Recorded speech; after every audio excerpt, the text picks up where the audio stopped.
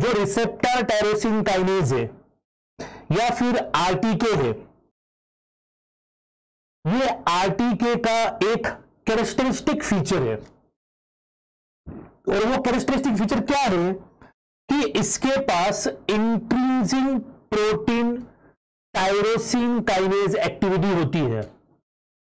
अगर आप यहां पर ये देख रहे हो तो ये एक रिसेप्टर आपको दिख रहा है यहां पर। इस रिसेप्टर के ऊपर कोई ग्रोथ फैक्टर या इन जनरल हम उसको कह रहे हैं सिग्नल बाइंड हो रहा है। तो ये जो जगह है ये वाली हार्मोन बाइंडिंग साइट है, या फिर इन जनरल कह सकते लिगैंड बाइंडिंग साइट है। तो लिगैंड यहां पर आके बाइंड होगा। एक चीज मैं आपको यहां पर बहुत क्लियरली बताना चाहता हूं कि इस लेक्चर के बाद, इस लेक्चर के ऊपर मैं आपसे कुछ क्वेश्चन सॉल्व करवाऊंगा। लेक्चर के बीच में भी क्वेश्चन मैं आपसे पूछूंगा, और इसी लेक्चर से रिलेटेड आज आप इस लेक्चर को पूरे ध्यान से सुनिए। इसी लेक्चर के ऊपर मैं आपको एंड में कुछ क्वेश्चंस करवाऊंगा, सॉल्व करवाऊंगा। अगर वो सारे क्वेश्चंस आप सही सॉल्व करते हो, इसका मतलब आपका आरटीके का कंसेप्ट बहुत अच्छे से क्लियर हुआ है। तो क्वेश्चन समझने के लिए आप यहां पर मेरे साथ बने रहो। बीच में जो चीजें मैं आपसे पूछूंगा आप उनका आंसर करते रहो। ठीक है, क्लियर है यहां तक? फिर यहां से इसके पास इंट्रिंसिक टायरोसिन काइनेज एक्टिविटी है। अगर इसका हम स्ट्रक्चर देखेंगे तो इसके स्ट्रक्चर में आपको एक सिंपल सी चीज दिखाई देती है कि ये सिंगल ट्रांसमेम्ब्रेन अल्फा हेलिक्स है। मतलब अगर आप देखोगे यहां पर तो ये जो रिसेप्टर है, सिंगल रिसेप्टर, ये मेम्ब्रेन को कितनी बार स्पैन कर रहा है? तो ये मेम्ब्रेन को एक ही बार स्पैन कर रहा है।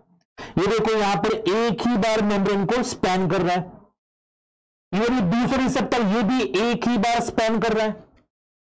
और जो स्पैनिंग रीजन है, वो स्पैनिंग रीजन जो है वो अल्फा हेलिक्स है। अल्फा हेलिक्स प्रोटीन का सेकेंडरी स्ट्रक्चर होता है। क्लियर है? उसके बाद यहां पर आप देखोगे, अब ये जो आरटीके है एक फैमिली है रिसेप्टर की। इसको हमने इन जनरल कहा है रिसेप्टर टायरोसिन काइनेज, जो कि फैमिली है। अब इसमें अलग तरीके के रिसेप्टर आते हैं। फॉर एग्जांपल ईजीएफ रिसेप्टर आता है, इसमें इंसुलिन रिसेप्टर आता है, इसमें प्लेटलेट डेराइव्ड ग्रोथ फैक्टर यानी कि पीडीजीएफ ये भी रिसेप्टर आता है। और ये रिसेप्टर आप देख रहे हो, इस रिसेप्टर के अंदर तीन चीजें हैं। सबसे पहले ये देखो, ये प्लाज्मा मेम्ब्रेन है। प्लाज्मा मेम्ब्रेन के अंदर का जो हिस्सा होगा वो साइटोसोल होगा, और जो प्लाज्मा के बाहर का हिस्सा होगा वो एक्स्ट्रा सेलुलर साइट होगी। क्लियर है? अगर एक सेल है, इस सेल के इस सेल की ये प्लाज्मा मेम्ब्रेन है। ठीक है, इस सेल की ये प्लाज्मा मेम्ब्रेन है। इसके अंदर का पार्ट साइटोसोल होगा और इसके बाहर का पार्ट एक्स्ट्रा सेल्यूलर साइड होगी। तो आप यहां पर देख रहे हो एक सिस्टीन रिच डोमेन है जो आपको बाहर दिख रहा है। एन टर्मिनस इसका बाहर है, सी टर्मिनस इसका अंदर है। सेल के अंदर सी टर्मिनस है और एन टर्मिनस सेल के बाहर है। अब ये जो बाहर वाला पोर्शन दिख रहा है, ये वाला पोर्शन दिख रहा है, ये वाला, यहां पर लिगेंड आके बाइंड करता है। तो इसको हम कहेंगे एलबीडी। एलबीडी का मतलब क्या? लिगेंड बाइंडिंग डोमेन, क्योंकि यहां पर लिगेंड को बाइंड होने के लिए जगह है। जैसे यहां पर दिखा, ये इसका ही जो और डिटेल इंफॉर्मेशन जो है यहां पर दिखा है। फिर यहां पर जो प्लाज्मा मेम्ब्रेन के अंदर एम्बेडेड है, यहां पर है टीएमडी यानी कि ट्रांस मेम्ब्रेन डोमेन। जहां पर स्पैन किया है प्लाज्मा मेम्ब्रेन को तो उसको हम कहेंगे ट्रांस मेम्ब्रेन डोमेन। और सबसे एंड में जो हिस्सा स्पैन करता है, कहां पर स्पैन करता है? साइटोसोल के अंदर दिखता है, स्पैन करके साइटोसोल के अंदर आता है। इस वाले पोर्शन को हम कहेंगे साइटोसोलिक डोमेन। इसको हम क्या कहेंगे? Cytosolic domain. तो सबसे पहले अगर कोई एक सिंपल सा रिसेप्टर हम आरटीके का देखेंगे, रिसेप्टर टायरोसिन काइनेज का एक सिंपल रिसेप्टर देखेंगे, तो कोई भी रिसेप्टर लेंगे तो वो रिसेप्टर सिंगल मेम्ब्रेन स्पैनिंग होता है, मतलब एक ही बार स्पैन करता है प्लाज्मा मेम्ब्रेन को। जो जितना पोर्शन उसका स्पैन करता है उतना पोर्शन क्या शो करता है, अल्फा हेलिक्स। इसके अलावा इसके पास एक्स्ट्रा सेलुलर डोमेन होता है, या उसी को हम कहते हैं लाइगैंड बाइंडिंग डोमेन। फिर इसके पास ट्रांस मेम्ब्रेन डोमेन है और इसके पास साइटोसोलिक डोमेन है। अब यहां पर ये platelet derived growth factor receptor है, लेकिन थोड़ा सा रिसेप्टर के अंदर थोड़ी सी मतलब यहां से अलग है इंसुलिन का रिसेप्टर, क्योंकि इंसुलिन के रिसेप्टर के साथ ये अल्फा सबयूनिट एसोसिएट होती है, इसलिए ये थोड़ा सा अलग होता है। क्लियर है? अब इसको और डिटेल में समझने की कोशिश करते हैं यहां पर। ठीक है, ये आपको 3D स्ट्रक्चर दिखाया हुआ है यहां पर। अब इसको कौन कौन से लिगैंड जो है यहां पर बाइंड करते हैं वो देखते हैं। आरटीके के लिगैंड कौन से हैं? तो लिगैंड में फर्स्ट कैटेगरी है ग्रोथ फैक्टर, और मोस्ट ऑफ द लिगैंड जो होते हैं वो ग्रोथ फैक्टर्स ही होते हैं। तो उसमें एक है एपिडर्मल ग्रोथ फैक्टर, क्योंकि ये रिसेप्टर जब भी सिग्नलिंग करता है तो वो सिग्नलिंग की वजह से सेल की ग्रोथ होती है। हो सकता है सेल की डिवीजन हो जाए, सेल साइकिल में प्रोग्रेस करे आगे। तो एपिडर्मल ग्रोथ फैक्टर है। उसके बाद दूसरा ग्रोथ फैक्टर जो है न्यूरल ग्रोथ फैक्टर, या उसी को हम कह सकते हैं नर्व ग्रोथ फैक्टर। थर्ड जो है वो है fibroblast growth factor FGF, and fourth जो है वो है प्लेटलेट डेराइव्ड ग्रोथ फैक्टर। आप देख रहे हो ये सारे यहां पर हमें दिखाई दे रहे ग्रोथ फैक्टर, ये ग्रोथ फैक्टर, ये भी ग्रोथ फैक्टर एंड ये भी ग्रोथ फैक्टर, एंड फाइनली हमारा यहां पर आता है क्या, इंसुलिन। यहां पर क्या आता है, इंसुलिन। तो सिंपल सा क्वेश्चन आ सकता है, विच of the following is not a ligand for receptor tyrosine kinase. तो सबसे पहले आपको लिगैंड यहां पर देखने हैं। ठीक है, तो ये रिसेप्टर के लिगैंड है। ऐसे ही GPCR जो जी प्रोटीन कपल्ड रिसेप्टर है उसके लिगैंड जो होते हैं अलग होते हैं। फॉर एग्जांपल ग्रोथ हार्मोन है, ग्लूकागॉन है, फिर वहां पर अलग तरह के सेरोटोनिन है, अलग तरह के लिगैंड्स वहां पर हो सकते हैं। ठीक है, तो वेरी गुड इवनिंग मलिक, शालू, जेलिन, शालू, शशि, नूतन, प्रियंका, अविनाश, गोकुल, मुदासिर, सबको वेरी गुड इवनिंग। ठीक है, तब ये लिगैंड्स हो गए। अब इसके बाद रिसेप्टर टायरोसिन काइनेज का एक्टिवेशन कैसे होता है, एक बार उसको समझने की कोशिश करते हैं। क्लियर है? अब और डिटेल स्ट्रक्चर आप देखेंगे तो यहां पर ये दे रखा है आउटसाइड द सेल, ये आपका लिगैंड बाइंडिंग डोमेन है, मतलब यहां पर लिगैंड आपके बाइंड हो सकता है। एन टर्मिनस आउटर साइड पे, सी टर्मिनस अंदर है, ये प्लाज्मा मेम्ब्रेन है। तो यहां पर भी हम मेंशन करने के लिए हमें कोई दिक्कत नहीं। ये जो है एक्स्ट्रा सेलुलर डोमेन है, ये ट्रांस मेम्ब्रेन डोमेन है, और ये पूरा जो है यहां से यहां तक ये साइटोसोलिक डोमेन है। CD यानी साइटोसोलिक डोमेन, TMD यानी कि ट्रांस मेम्ब्रेन डोमेन, और ECD मतलब एक्स्ट्रा सेलुलर डोमेन। क्लियर है? और यहां पर ये जो है अल्फा हेलिक्स है, इतना पोर्शन जो मेम्ब्रेन के अंदर स्पैन कर रहा है। और कितनी बार स्पैन कर रहा है, एक ही बार कर रहा है। नाउ ये जो पोर्शन साइटोसोलिक डोमेन का आपको जो ये वाला पोर्शन दिख रहा है, कौन सा, ये वाला पोर्शन इंटेंशनली इस कलर से आपको दिखा है। बाकी रिसेप्टर किस कलर से देखिए, और ये वाला पोर्शन किस कलर का है वो देखिए। ये जो रिसेप्टर है यहां पर इंटेंशनली ऐसा कलर दिखा है, क्योंकि रिसेप्टर के इतने पोर्शन में इंट्रिंसिक टायरोसिन काइनेज एक्टिविटी है। मतलब क्या, ये जो पोर्शन है रिसेप्टर का वो शो करता है क्या, टायरोसिन काइनेज एक्टिविटी। इंट्रिंसिक मतलब समझते हो, रिसेप्टर के अंदर काइनेज एक्टिविटी है। आप समझ रहे हो? मतलब रिसेप्टर की 3 डोमेन है, ECD, TMD and CD।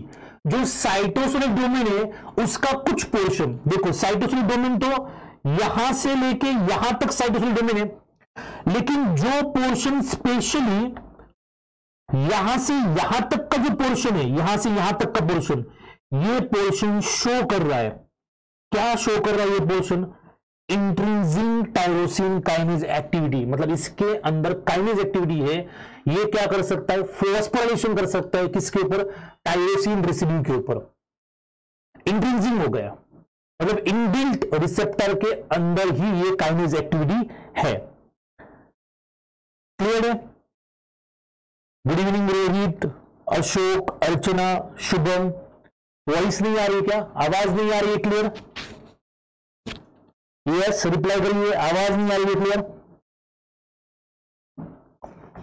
So next step में अब देखो, ये receptor in the absence of ligand, अब यहां पर लिगेंड अगर अब्सेंस है, अब्सेंस ऑफ लिगेंड, लिगेंड जब एब्सेंट है तो रिसेप्टर जो होते हैं वो मोनोमेरिक स्टेट में होते हैं।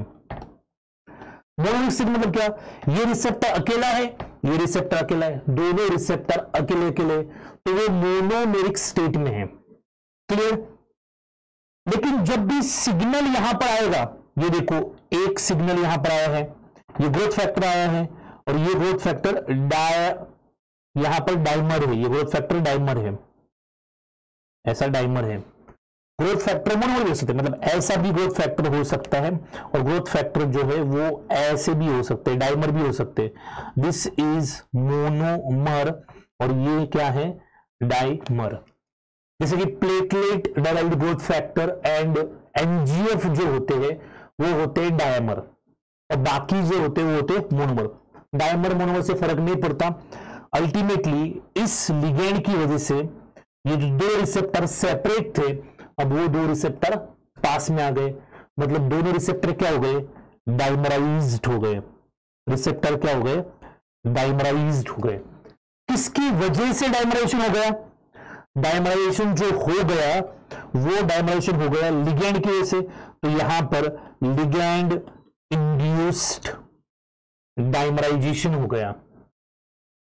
लिगेंड इंड्यूस डाइमराइजेशन, मतलब लिगेंड जब एब्सेंट था तो रिसेप्टर कौन सी स्टेट में था? मोनोमर स्टेट में। जब वहां पर लिगेंड आया तो रिसेप्टर कौन सी स्टेट में चला गया? डाइमर स्टेट में। अब दो रिसेप्टर देखो पास पास में आ गए, यहां पर रिसेप्टर दूर दूर थे, यहां पर रिसेप्टर पास पास में आ गए। जैसे ही रिसेप्टर डाइमराइज्ड होते हैं, उसका जो इंट्रिंसिक टायरोसिन काइनेज एक्टिविटी है, ये इंट्रिंसिक टायरोसिन काइनेज एक्टिविटी क्या हो जाती है? ऑन हो जाती है। मतलब यहां पर ये टायरोसिन काइनेज एक्टिविटी थी वो ऑफ हो गई, ऑफ थी, और यहां पर अब जो है ये टायरोसिन काइनेज एक्टिविटी क्या हो जाएगी? ऑन।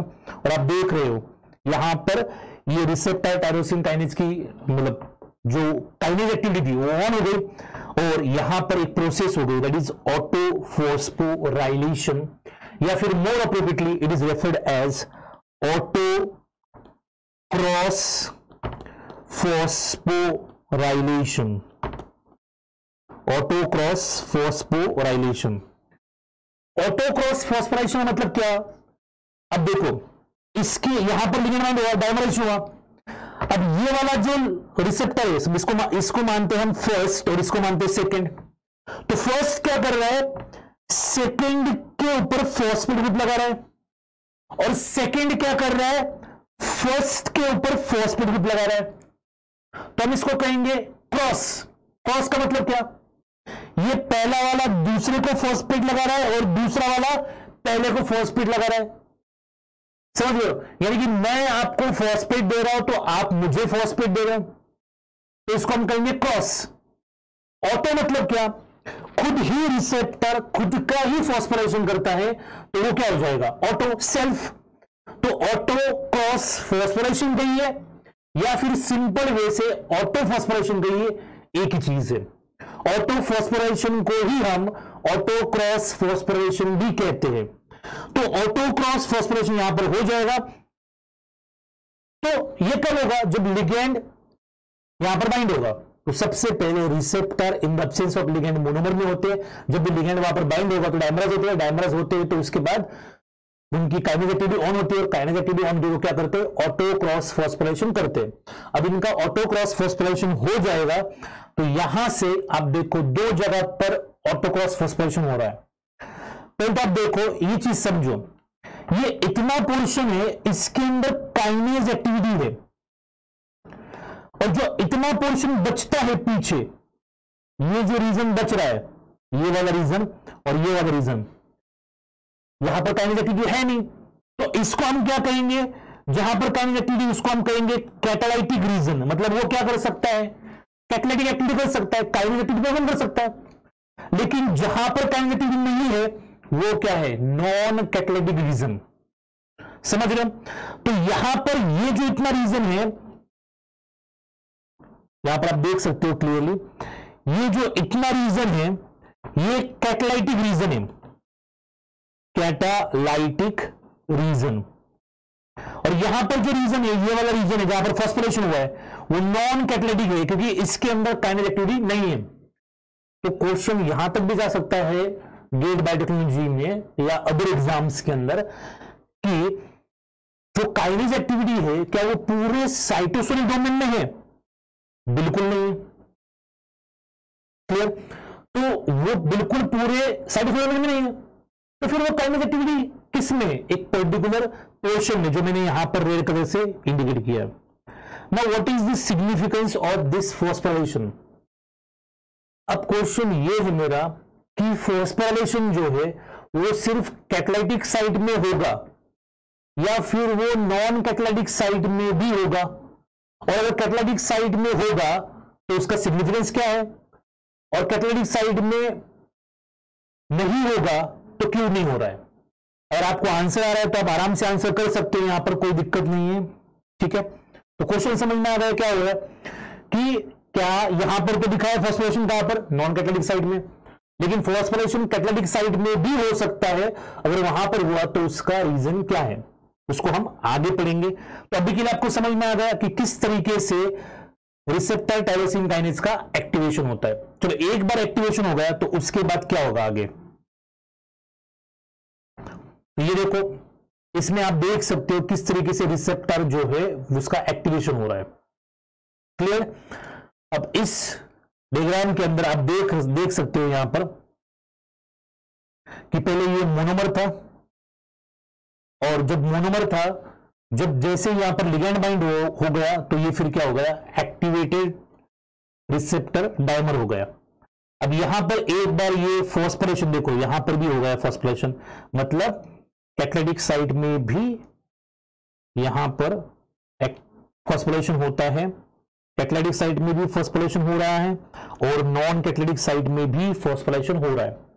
दोनों जगह पर फॉस्फोराइलेशन हो रहा है, कैटालाइटिक एंड नॉन कैटालाइटिक के अंदर, दोनों के अंदर फॉस्फोराइलेशन यहां पर हो रहा है। तो इसका सिग्निफिकेंस क्या है उसको हम देखते हैं। जो फॉस्फोराइलेशन कैटालाइटिक साइट में हुआ है उसका सिग्निफिकेंस ये है, इस फॉस्फोराइलेशन का सिग्निफिकेंस ये है कि जो ऑलरेडी काइनेज एक्टिविटी प्रेजेंट थी रिसेप्टर के अंदर, इंट्रिंसिक एक्टिविटी, उस एक्टिविटी को और एनहांस किया जाए, तो ये इसका इंपॉर्टेंस था। और जो दूसरा फॉस्फोराइलेशन हुआ है नॉन कैटालाइटिक साइट में जहां पर काइनेज एक्टिविटी नहीं है, उस फॉस्फोराइलेशन का सिग्निफिकेंस ये है कि वो फॉस्फेट डॉकिंग साइट की तरह काम करता है, और किसकी डॉकिंग साइट की तरह काम करता है, अदर प्रोटीन्स के लिए। फॉर एग्जांपल, ऐसा कोई प्रोटीन जिसके पास SH2 डोमेन है, अब ये प्रोटीन देखो, इस प्रोटीन के पास ये वाला जो डोमेन है, ये डोमेन जो है, ये डोमेन है SH2 डोमेन, ये वाले प्रोटीन के पास ये जो डोमेन है, ये डोमेन कौन सा है, SH2 डोमेन है। तो ऐसा कोई भी प्रोटीन जिसके पास SH2 डोमेन होगा, वो प्रोटीन इस टायरोसिन के ऊपर जो फॉस्फेट है उस फॉस्फेट को जाके बाइंड कर सकता है। फॉस्फेट को बाइंड हो रहा है, इसका मतलब फॉस्फेट काम कर रहा है किसकी तरह, डॉकिंग साइट की तरह। तो हम ये कहते हैं कि ऐसा कोई भी प्रोटीन जिसके ऊपर जिसके पास SH2 डोमेन हो, वो प्रोटीन उस फॉस्फेट के ऊपर आके बाइंड हो सकता है। तो ऐसा एक प्रोटीन नहीं है जिसके पास SH2 डोमेन, कई सारे प्रोटीन होंगे। तो अब सिंपल सा क्वेश्चन है कि एक बार रिसेप्टर टायरोसिन काइनेज का एक्टिवेशन हो गया, उसके बाद आगे क्या? आगे सिंपल से है कि ऐसे प्रोटीन जिनके पास एसिस्ट डोमेन है, वो एसिस्ट डोमेन प्रोटीन जाके बाइंड करेंगे किसके किसके साथ? जो फॉस्फेट नॉन कैटालिटिक साइट में है उसको जाके बाइंड करेंगे, क्योंकि वो डॉक्टर साइड में काम कर रहा है, और उसकी वजह से ये प्रोटीन जो है फिर डाउनस्ट्रीम सिग्नलिंग करेंगे। ये डाउनस्ट्रीम सिग्नलिंग मॉलिक्यूल 2 है, ऐसे आगे जाके डाउनस्ट्रीम सिग्नलिंग परफॉर्म होगी। और एक प्रोटीन जिसके पास पीटीबी बाइंडिंग डोमेन हो, पीटी बाइंडिंग मतलब क्या? Phosphotyrosine binding domain, phosphotyrosine binding domain, phosphotyrosine binding domain मतलब क्या? फॉस्फोटायरोसिन, ऐसा टायरोसिन जिसके ऊपर फॉस्फेट है और उसको बाइंड करने वाला डोमेन यानी कि पीटीबी डोमेन। तो जिसके पास फॉस्फोटायरोसिन बाइंडिंग डोमेन है वो वहां पर जाके बाइंड कर सकता है। तो अगर रिसेप्टर टायरोसिन काइनेज से किसी प्रोटीन को जाके बाइंड करना है तो उस प्रोटीन के पास या तो SH2 डोमेन होना चाहिए या फिर उसके पास PTB डोमेन होना चाहिए। डोमेन समझते हो? इस पूरे प्रोटीन का नाम SH2 नहीं है, ये कोई और प्रोटीन हो सकता है। फॉर एग्जांपल मैं एग्जांपल दूं एक, तो जो GRB2 प्रोटीन है, उस GRB2 प्रोटीन के पास SH2 डोमेन है। क्लियर है? तो प्रोटीन्स के पास एक हिस्सा ऐसा होता है जो हिस्सा इस फॉस्फेट को जाके बाइंड कर सकता है। तो या तो आपके पास SH2 डोमेन हो या फिर आपके पास PTB डोमेन हो, दोनों में से कोई एक डोमेन होगा तो आप वहां पर जाके बाइंड करेंगे। लेकिन ऐसा कभी नहीं होगा कि इस साइड SH2 बाइंड हो गया और इस साइड PTB डोमेन वाला प्रोटीन बाइंड हो गया। दोनों साइड या तो SH2 के बाइंड होंगे या दोनों साइड या तो PTB के बाइंड होंगे। क्लियर यहां तक? Yes, very good. So next जो है यहां से ये देखो, एक बार रिसेप्टर टायरोसिन एक्टिव हो गया तो कौन से पाथवे चलेंगे? तो सबसे पहला एक पाथवे चल रहा है सिग्नल ट्रांसडक्शन पाथवे, जो यहां पर चल जाएंगे। तो कौन से पाथवे सिग्नल ट्रांसडक्शन पाथवेज में? तो यहां पर देख सकते हो पहला जो पाथवे यहां पर चलेगा, ये पाथवे चल रहा है रास मैप पाथवे। देखो यहां पर ये वाला, तो दो रिसेप्टर पहले मोनोमर थे, अब वो डाइमर हो गए, यहां पर ATP आ गया। अब ATP से फॉस्फेट यहां पर लगा देंगे टायरोसिन के ऊपर, फॉस्फेटिक ATP से ADP रिलीज हो गई। अब ये फॉस्फेट जो है इसको आके कोई ना कोई ऑर्गेनाइज करेगा। इसे देखो यहां पर फॉस्फोलाइपेज C जो है ये आके इस फॉस्फेट के ऊपर बाइंड होगा। इस फॉस्फेट के बाइंड होने के लिए इसके पास क्या होना चाहिए? या तो SH2 डोमेन होना चाहिए या फिर उसके पास SRC होना चाहिए। अब ये फॉस्फोलाइपेज C जो है, ये फॉस्फोलाइपेज C क्या करेगा? ये PIP2 जो है इस मेम्ब्रेन के अंदर उसका क्लीवेज करेगा, और PIP2 का क्लीवेज कर दिया किसके अंदर? DAG और IP3 के अंदर। ठीक है, DAG यहां पर डॉकिंग साइट की तरह काम करेगा और वहां पर रिक्रूट करेगा किसी एक प्रोटीन काइनेज को, शायद प्रोटीन काइनेज C। IP3 हमें पता है जो smooth endoplasmic reticulum store house calcium है, उसके ऊपर जो चैनल है कैल्शियम चैनल को ओपन करेगा, सेल के अंदर कैल्शियम इंक्रीज हो जाएगा साइटोसोल में और उसके से आगे सिग्नलिंग बढ़ेगी। तो पहला पाथवे जो एक्टिवेट हो रहा है रास मैप पाथवे, किसकी वजह से? RTK की वजह से, और यहां पर दिखा है। फिर नेक्स्ट पाथवे जो यहां पर एक्टिवेट हो रहा है वो हो रहा है PI3 pathway, PI3 kinase pathway और AKT काइनेज पाथवे। तो एक रास मैप पाथवे, तो रास मैप पाथवे जो है इसको भी यहां पर लाता हूं, थर्ड जो पाथवे हमारा,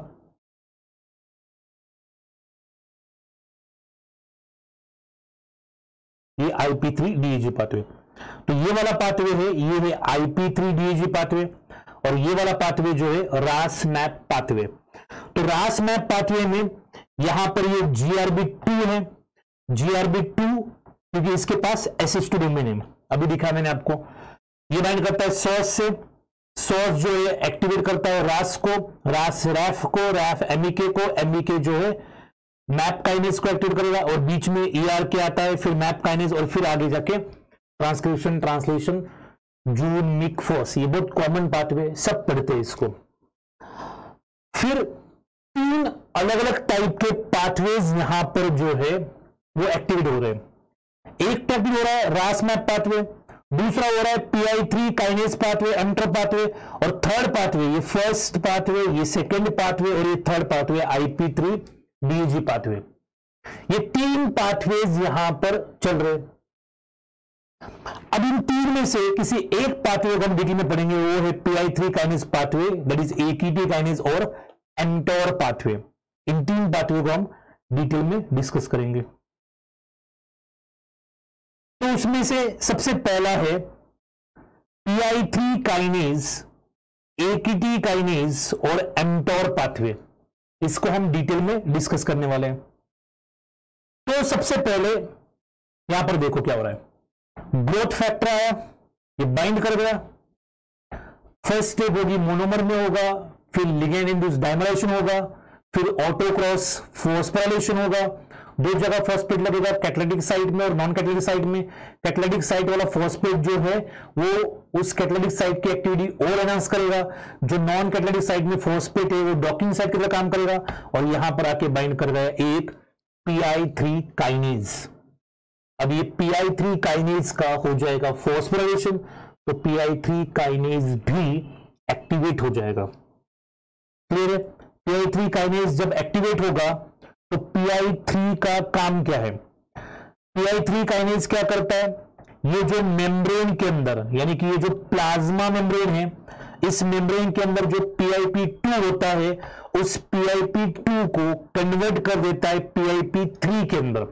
मतलब उसके पास ऑलरेडी दो फॉस्फेट होते हैं, उसके ऊपर और एक एक्स्ट्रा फॉस्फेट लगा देता है। तो यहां पर इसका PIP2 का कन्वर्जन किसमें होता है? PIP3 के अंदर इसका कन्वर्जन हो जाता है। जब भी ये PIP3, ऐसे PI3 काइनेज बहुत सारे PIP2 को PIP3 में कन्वर्ट करेगा, और जितने ज्यादा PIP3, देखो यहां पर PIP3 बना, यहां पर PIP3 बना, यहां पर PIP3 बना, तो प्लाज्मा के अंदर जो PIP3 बढ़ जाएंगे, इंक्रीज होंगे, तो ये PIP3 डॉकिंग साइट की तरह काम करते हैं प्लाज्मा मेम्ब्रेन के अंदर डिफरेंट प्रोटीन के लिए। तो एक प्रोटीन यहां पर जो है AKT kinase, which is also referred as protein kinase B। तो ये जो प्रोटीन काइनेज B है, AKT काइनेज है, ये AKT काइनेज और प्रोटीन काइनेज B यहां पर PIP3 से बाइंड हुआ, मतलब PIP3 इसके लिए किसका काम कर रहा है? डॉकिंग साइट की तरह। फिर यहां पर और एक प्रोटीन आता है जो कि PDK1, ठीक है? तो PDK1 प्रोटीन भी ये PIP3 से बाइंड कर रहा है, लेकिन PIP3 act as a docking site for protein kinase B और also called as AKT kinase and PDK1। ऐसा कोई भी प्रोटीन जिसको PIP3 के साथ बाइंड करना है, उसके पास होना चाहिए PH डोमेन। PH मतलब अपना वो नहीं, negative radium of hydrogen ion concentration. PH का मतलब होता है pleckstrin homology domain, pleckstrin homology domain. Clear है? अब पाथवे देखो कैसे हो रहा है। सबसे पहले PI3 काइनेज का एक्टिवेशन हुआ। PI3 काइनेज ने जो मेम्ब्रेन के अंदर PIP2 था उसको कन्वर्ट कर दिया PIP3 के अंदर। फिर ऐसे बहुत सारे PIP3 मेम्ब्रेन में वहां पर बने, उसमें से कुछ PIP3 को जाके बाइंड हुआ प्रोटीन काइनेज B, उस कुछ PIP3 को बाइंड हो गया PDK1, यानी कि PIP3 जो है डॉकिंग साइट की तरह काम करते हैं, किसके लिए? प्रोटीन काइनेज B या PDK1। और यहां पर जो एमटोर है, और स्पेशली एमटोर C2 और बाकी प्रोटीन्स, वो भी PIP3 से बाइंड करते हैं। अब ये सारे प्रोटीन जो सेल में फ्री थे वो मेम्ब्रेन के पास रिक्रूट किए गए। अब देखो ध्यान से क्या हो रहा है। ये जो पूरा कॉम्प्लेक्स है प्रोटीन का, ये पूरा कॉम्प्लेक्स फॉस्फोराइलेट करता है AKT काइनेज को, और ये PDK1 ये भी यहां से फॉस्फोराइलेशन कर रहा है किसको? AKT काइनेज को। दोनों साइड से, इधर से PDK1 और इस साइड से mTOR along with mTOR C2, पूरा कॉम्प्लेक्स फॉस्फोराइलेट कर रहा है AKT काइनेज को। और जब AKT काइनेज का फॉस्फोराइलेशन होगा तो AKT काइनेज वहां से निकलेगा और नीचे आएगा, और AKT काइनेज जब नीचे आया तो इसका क्या हो जाएगा? एक्टिवेशन हो जाएगा। क्लियर है? तो सिंपल से ग्रोथ फैक्टर होता है तो ग्रोथ फैक्टर अगर प्रेजेंट है, ग्रोथ फैक्टर प्रेजेंट है तो AKT काइनेज क्या होगा, AKT काइनेज एक्टिव होगा। और अगर ग्रोथ फैक्टर अब्सेंट है, अगर ग्रोथ फैक्टर अब्सेंट होगा तो AKT काइनेज इनएक्टिव होगा। तो ग्रोथ फैक्टर प्रेजेंट है तो AKT काइनेज एक्टिव है, और ग्रोथ फैक्टर अब्सेंट है तो AKT काइनेज जो है वो इनएक्टिव है। समझ रहे हो? अब जब एक बार AKT काइनेज एक्टिव हो गया तो क्या कर रहा है, ये बैड को इनिबिट कर रहा है, और जो बैड, बुरा, अच्छा नहीं है उसको तो इनिबिट करना ही चाहिए। फिर ये कुछ ट्रांसक्रिप्शन फैक्टर्स को इनिबिशन कर रहा है, या फिर ये GSK को इनिबिट कर रहा है, जो कि GSK metabolism, transcription factor and others protein जो है उनको स्टिमुलेट करता था। तो GSK इनिबिट हुआ तो ये फिर स्टिमुलेट नहीं होगा। अब इसमें से हमें एक स्पेसिफिक पाथवे पढ़ना है, और वो वाला पाथवे पढ़ना है एमटोर का पाथवे। अब इस एमटोर वाले पाथवे में डिटेल में डिस्कस करते हैं। देखो, AKT काइनेज ये एक्टिव AKT काइनेज है। अब ये एक्टिव AKT काइनेज एक प्रोटीन है THC, और ये प्रोटीन जो है GTPase एक्टिवेटिंग लाइक प्रोटीन है। GTPase एक्टिवेटिंग लाइक प्रोटीन है, मतलब GTPase क्या करता है, GTP को एनालाइज करता है। GTPase activating protein, gap protein जो है उसके जैसा प्रोटीन है, उसके जैसा काम करता है। तो ये THC जो है ये इनिबिट करता है रेप को। फोकस करो, अब यहां से डीले में बैठो, यही से इंपॉर्टेंट चीज है। देखो कैसे पाथवे जा रहा है। तो पहले AKT काइनेज ने THC को क्या किया, इनिबिट किया। अब THC क्या हो गया, इनएक्टिवेट हो गया। लेकिन THC का काम क्या है, THC का काम है रेप को इनिबिट करना। THC इनिबिट्स रेप, लेकिन THC रेप को इनिबिट कब करेगा, जब खुद THC क्या होगा, एक्टिव होगा। लेकिन अभी तो THC को किसने, AKT ने अभी THC को क्या करके रखा है, इनिबिट। अब अगर THC इनिबिटेड है तो रेप जो है वो कौन सी कंफर्मेशन होगा, ऑब्वियसली एक्टिव। हाँ, THC रेप को इनिबिट करता है, लेकिन कब, जब रेप THC खुद क्या हो, एक्टिव हो। लेकिन अभी के लिए THC को क्या करके रखा है, इनिबिट। किसने, AKT काइनेज ने। अब AKT THC को इनिबिट करता है, THC फिर इनएक्टिव होगा, और इनएक्टिव THC रेप को कभी भी इनिबिट नहीं कर पाएगा। इसलिए अभी रेप क्या है, एक्टिवेट है। रेप एक्टिवेट होगा तो रेप क्या करेगा, और एक प्रोटीन को एक्टिवेट करेगा, और रेप किसको एक्टिवेट करेगा, एमटोर।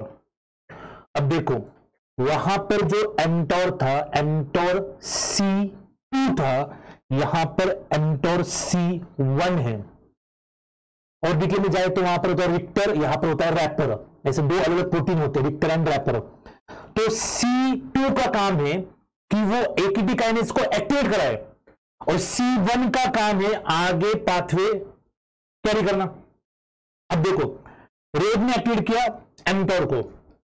एमटोर को मैं आपको सिंपली कह रहा हूं, बस इतना कंसेप्ट समझो, एक लाइन का कंसेप्ट है। अगर एक लाइन में आप समझोगे पूरा लेक्चर आपको समझ में आएगा। अगर एमटोर है तो एमटोर की वजह से सेल सर्वाइवल होता है। एमटोर की वजह से क्या होता है, सेल सर्वाइवल। मतलब क्या, एमटोर एक्टिव तो सेल सर्वाइव करेगी। एमटोर अगर एक्टिव नहीं है तो सेल जो है उसकी डेथ होगी, सेल सर्वाइव नहीं करेगी, आगे ग्रोथ प्रमोशन नहीं होगा। तो mTOR active, cell survival. MTOR inactivation होगा तो सेल मर जाएगी। ऐसा मान के चलो, रफली बात करते, बहुत प्रिसाइज नहीं, रफली बात करते कि एमटोर अगर एक्टिव है तो सेल सर्वाइव होगा, एमटोर अगर इनएक्टिव है तो सेल की डेथ होगी। ऐसा रफली मान के चलो, क्लियर। एमटोर क्यों कहते हैं, एमटोर का फुल फॉर्म ये mammalian target of rapamycin. Cancer cells की प्रॉपर्टी है कि कैंसर सेल्स मरते नहीं है। जो मैलिग्नेंट सेल्स होती है, मेटास्टेटिक वाली सेल्स, वो नेचुरल डेथ नहीं होती, क्योंकि उनके अंदर का जो एमटोर है वो एक्टिव होता है। हमारे पास एक ड्रग है रैपामाइसिन, अगर हम इससे ट्रीट करें तो उसका जो एमटोर है वो इनहिबिट हो जाता है, और एमटोर इनहिबिट होगा तो हो सकता है कि सेल की डेथ हो जाए। इसलिए हम इसको कहते हैं mTOR, mammalian target of rapamycin. अब ये तो सीधी बात हो गई। अब इसमें दो प्रोटीन है, एक है S6 काइनेज और एक है यूकैरियोटिक इनिशिएशन फैक्टर 4 EBP1। तो ये जो प्रोटीन्स है, ये दो प्रोटीन्स है, इनका एक्टिवेशन कर रहा है कौन? ये पूरा mTOR and mTOR C1 complex, S6 kinase and eukaryotic initiation factor 4EB। अब इसमें से S6 काइनेज का एक्टिवेशन हो रहा है और eukaryotic elongation factor 4E binding protein 1, BP का मतलब होता है बाइंडिंग प्रोटीन 1, इसका क्या हो रहा है? इनहिबिशन। अब सिंपल से आप पाथवे को समझने की कोशिश करिए। अगर किसी भी सेल को सर्वाइव करना है तो उसको सेल के अंदर प्रोटीन सिंथेसिस करनी पड़ेगी। वो डीएनए से, फिर ट्रांसलेशन से प्रोटीन बनाने पड़ेंगे, प्रोटीन्स होंगे तो ही सेल में फंक्शन होगा। मतलब प्रोटीन्स करने के लिए आपको क्या करना पड़ेगा? ट्रांसलेशन करना पड़ेगा, और ट्रांसलेशन को रेगुलेट किया जाता है इस पाथवे से। कैसे? आप इसको समझो एक सिंपल तरीके से। ये देखो, अब यहां पर एमटोर इनहिबिट करता है ऑटोफेजी को। ऑब्वियस सी बात है, ऑटोफेजी मतलब क्या? जहां पर सेल के अंदर के खुद के ऑर्गेनल्स खुद डाइजेस्ट करी जाती है और एक बार सेल की डेथ हो जाती है। तो जब एमटोर है तो मतलब क्या है? सेल सर्वाइवल है। एमटोर नहीं है तो सेल सर्वाइवल नहीं है। अब एमटोर एक्टिव है तो एमटोर क्या करेगा? ऑटोफेजी को इनहिबिट करेगा। अब देखो, ये जो राइबोसोम प्रोटीन S6 है, राइबोसोम की दो सबयूनिट होती है, एक होती है लार्ज सबयूनिट और एक होती है स्मॉल सबयूनिट। राइबोसोम के अंदर दो सबयूनिट आती है, एक आती है लार्ज सबयूनिट, एक आती है small subunit. And ribosome is actually ribonucleoprotein, RNA plus protein है। तो स्मॉल सबयूनिट के अंदर कुछ प्रोटीन्स होते हैं जिसको हम कहते हैं, मतलब उसके अंदर पोजीशन होती है। जैसे हम कहते हैं S1, S2, S3, S4, ऐसे S1 से S35 तक कुछ प्रोटीन्स होती है, पोजीशंस होती है। तो उसमें से अगर S6 काइनेज ने राइबोसोम के स्मॉल सबयूनिट के S6 पोजीशन के ऊपर, सपोज यहां पर S6 पोजीशन है, उसके ऊपर अगर फॉस्फेट ग्रुप लगाया तो ये S6 जो है वो mRNA को जाके बाइंड करता है। मतलब ये राइबोसोम जो है स्मॉल सबयूनिट, वो mRNA को जाके बाइंड करता है। और आपको पता है, जब आपने ट्रांसलेशन पढ़ा है तो बहुत अच्छे से हमने डिस्कस किया था कि mRNA जो है उसके ऊपर सबसे पहले 40S सबयूनिट रिक्रूट किया जाता है, उसके बाद 60S और फिर पूरा 80S का कॉम्प्लेक्स बनता है। तो 40S का सबयूनिट mRNA के ऊपर रिक्रूट हो रहा है। इसका मतलब क्या हो रहा है? इसका मतलब वहां पर ट्रांसलेशन इनिशिएशन हो रहा है, और एक बार ट्रांसलेशन हो तो प्रोटीन बनेगा, प्रोटीन बनेगा तो फंक्शन निकलेगा।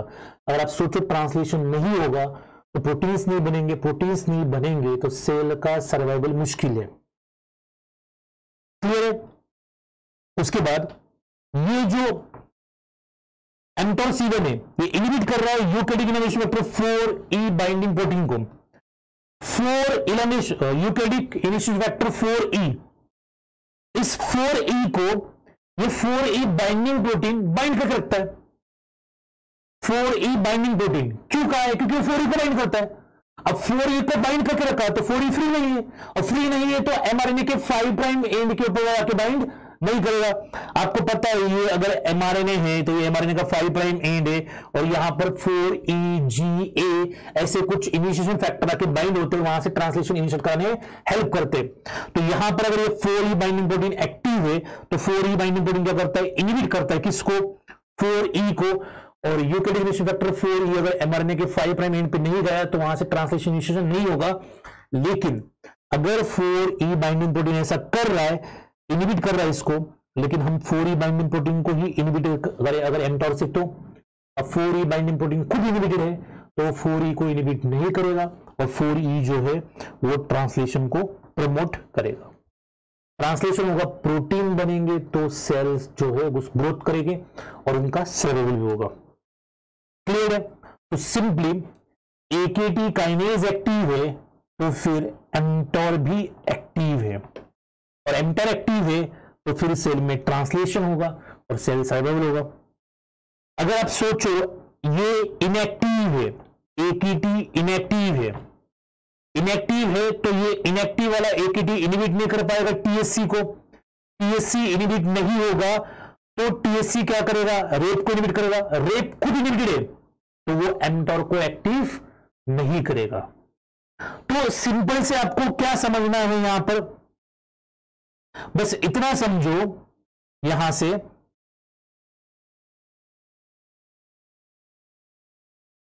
बस यहां से इतना समझो कि अगर AKT काइनेज एक्टिव है तो mTOR एक्टिव है, और mTOR एक्टिव है तो सेल सर्वाइव करेगी। अगर AKT काइनेज इनएक्टिव है तो फिर mTOR भी इनएक्टिव है और फिर सेल सर्वाइव नहीं करेगी, ट्रांसलेशन नहीं होगा। ये यहां से चलो, अगर हम सिग्नलिंग का इंटीग्रेशन करें, अगर सिग्नलिंग का इंटीग्रेशन किया तो जब भी लो एनर्जी होगी, तो आप सोचो ना, लो एनर्जी की स्टेट में सेल mTOR पाथवे चलाएगी क्या, कभी नहीं चलाएगी, कभी भी प्रिफर्ड नहीं होगा। तो लो एनर्जी होगी तो एक प्रोटीन एक्टिवेट हो जाता है kinase, AMP kinase, AMP kinase activate होगा तो ये AMP काइनेज TSC को एक्टिवेट करता है, और अगर TSC एक्टिवेट हो गया और THC अगर एक्टिवेट हो गया तो TSC क्या करेगा, रेप को इनहिबिट करेगा, रेप इनहिबिट हो गया तो mTOR कभी भी एक्टिव नहीं होगा। वहीं पर अगर लो अमीनो एसिड्स कंडीशन हो, लो अमीनो एसिड्स इंडिकेट्स कि सेल के अंदर एनर्जी बहुत कम है, एनर्जी कम है तो mTOR को क्या किया जाएगा, इनहिबिट किया जाएगा, और mTOR इनहिबिट होगा तो ऑटोफेजी इनहिबिट नहीं होगी बल्कि इंड्यूस हो सकती है। यानी कि जब स्ट्रेस कंडीशन हो, स्ट्रेस कंडीशन के अंदर सर्वाइवल क्या हो जाएगा, यहां पर मुश्किल हो जाएगा। हाइपोक्सिक कंडीशन अगर यहां पर रखे, हम ये वाली कंडीशन रखे तो फिर यहां पर सर्वाइवल मुश्किल है। पाथवे बिल्कुल भी डिफिकल्ट नहीं है। यूजुअली आपको कंफ्यूजन होगा कि ये इसको इनहिबिट कर रहा है, ये इसको इनहिबिट कर रहा है, फिर पाथवे चलेगा कैसे। एक बार सोचो कि ये एक्टिव है इनएक्टिव है, बस इतना आपको देखना है। क्लियर है यहां तक? तो इस तरीके से हमारा ये mTOR पाथवे है। अब मैं आपको एक सिंपल सा क्वेश्चन पूछता हूं, यहां पर आप मुझे आंसर दीजिए। अगर AMP to ATP ratio high है, मतलब क्या AMP ज्यादा है और ATP कम है, रेशियो हाई है, ऐसी कंडीशन में mTOR जो है वो mTOR एक्टिव होगा और इनएक्टिव होगा। बस इतना मुझे बता दीजिए आप। चलो बी क्विक, कमेंट करो कमेंट सेक्शन में, मुझे बताओ कि जब AMP टू ATP रेशियो ज्यादा है तो ऐसी कंडीशन में mTOR जो है वो एक्टिव होगा या फिर इनएक्टिव होगा, इतना मुझे बताओ। चलो बी क्विक, इनएक्टिव mTOR रहेगा नंबर तमाम, ओके। बाकी लोगों का देखते हैं क्या होता है। चलो बी क्विक आंसर करो। संदीपन घोष इनएक्टिव होगा, चलो बिल्कुल सही बात है, बिल्कुल सही बात है। नम्रता, संदीपन, वेरी गुड। और बाकी लोग, डॉक्टर बीरेन सुहाग इनएक्टिव होगा, बहुत बढ़िया बात है, ठीक है। चलो मैं और एक क्वेश्चन पूछूं, इनएक्टिव इनएक्टिव सबने समझ लिया, बहुत बढ़िया बहुत बढ़िया। चलो एक सिंपल सा क्वेश्चन मैं आप लोगों से और पूछता हूं, अगर मैं THC के अंदर गेन ऑफ फंक्शन करूं, THC के अंदर मैंने गेन ऑफ फंक्शन कर लिया। गेन ऑफ फंक्शन में समझते हो, ऐसा म्यूटेशन जहां पर THC हमेशा अपनी एक्टिवेटेड फॉर्म में रहेगा। THC is always present in the activated form. तो मैंने गेन ऑफ फंक्शन कर लिया THC के अंदर, क्लियर है। और एक कंडीशन मैंने यहां पर रख दी, सिग्नल प्रेजेंट है, सिग्नल प्रेजेंट है। मतलब क्या, बाहर से कोई फैक्टर भी प्रेजेंट है, मतलब क्या, AKT काइनेज भी एक्टिव रहेगा। अब AKT काइनेज भी एक्टिव है और THC काइनेज के अंदर गेन ऑफ फंक्शन है, ऑलवेज एक्टिव है। तो ऐसे कंडीशन में एमटॉर का क्या होगा, एमटॉर एक्टिव होगा या फिर इनएक्टिव होगा। एमटॉर एक्टिव होगा या इनएक्टिव होगा, ये आप मुझे बताओ।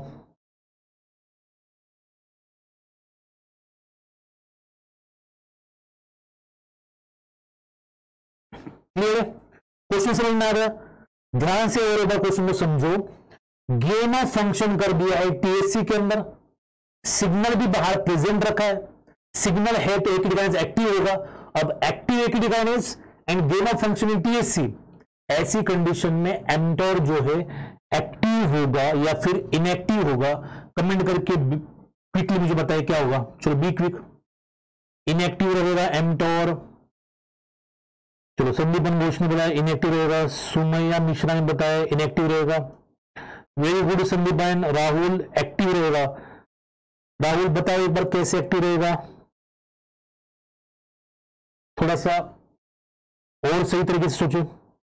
एक्टिव एक्टिव नंबर दिया, इनएक्टिव एक्टिव वाले कैसे रहेंगे। देखो अब हमें पता है सिग्नल है, ध्यान समझो, सिग्नल है तो AKT काइनेज एक्टिव होगा। लेकिन THC काइनेज के अंदर क्या किया है, गेन ऑफ फंक्शन, मतलब अब AKT काइनेज से THC इनहिबिट नहीं होने वाला, क्योंकि THC के अंदर गेन ऑफ फंक्शन हुआ है, वो म्यूटेटेड है, वो कभी इनएक्टिव नहीं होगा। Whereas AKT kinase wild type वाला है, नॉर्मल प्रोटीन है। तो AKT kinase, active AKT kinase, ऐसा THC जिसके अंदर गेन ऑफ फंक्शन हुआ है उसको कभी भी इनहिबिट नहीं करेगा। अगर THC एक्टिव है तो THC इनहिबिट करेगा रेप को, रेप इनहिबिट होगा तो फिर एमटॉर एक्टिव नहीं रहेगा, क्योंकि एमटॉर को एक्टिव होने के लिए क्या चाहिए, रेब होना चाहिए। क्लियर है, यस वेरी गुड, इनएक्टिव रहेगा। अब नेक्स्ट क्वेश्चन है, अगर मैंने सेल को रैपामाइसिन से ट्रीट किया, अगर मैं सेल को रैपामाइसिन से ट्रीट कर रहा हूं, रैपामाइसिन से मैंने ट्रीट किया तो ऑटोफेजी होगी कि नहीं होगी। जो ऑटोफेजी है वो इंड्यूस होगी या ऑटोफेजी इंड्यूस नहीं होगी, मतलब ऑटोफेजी होगी या नहीं होगी। एस और नो में आंसर बताइए। चलो एस और नो में आंसर बताइए, ऑटोफेजी होगी या नहीं होगी।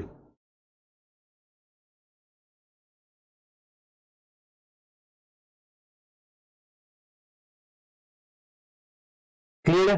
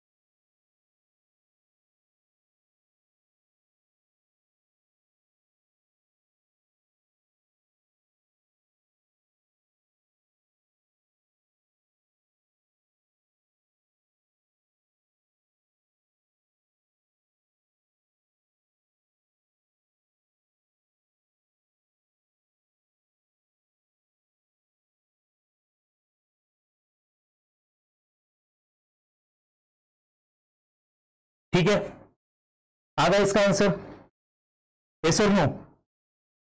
यस यस, ऑटोफेजी इंड्यूस होगी, ओके, इंड्यूस होगी नहीं होगी, क्या बोल रहे हो आप, समझ में नहीं आ रहा मुझे, ऐसा क्यों कर रहे हो आप? इंड्यूस होगी कि नहीं होगी, क्या बोल रहे हो? इंड्यूस होगी नहीं होगी? Yes it will be induce, yes yes, ऐसे कैसे कर रहे हो आप? अगर एंटर रेट जो है एंटर को एक्टिव कर रहा है, अब एंटर क्या होगा? एक्टिव हो गया, एंटर अगर एक्टिव हो गया तो एक्टिव एंटर क्या करेगा? ऑटोफेजी को इनहिबिट करेगा, एक्टिव एंटर ऑटोफेजी को इंड्यूस करेगा। अब हमने रैपामाइसिन दिया तो रैपामाइसिन से क्या होगा?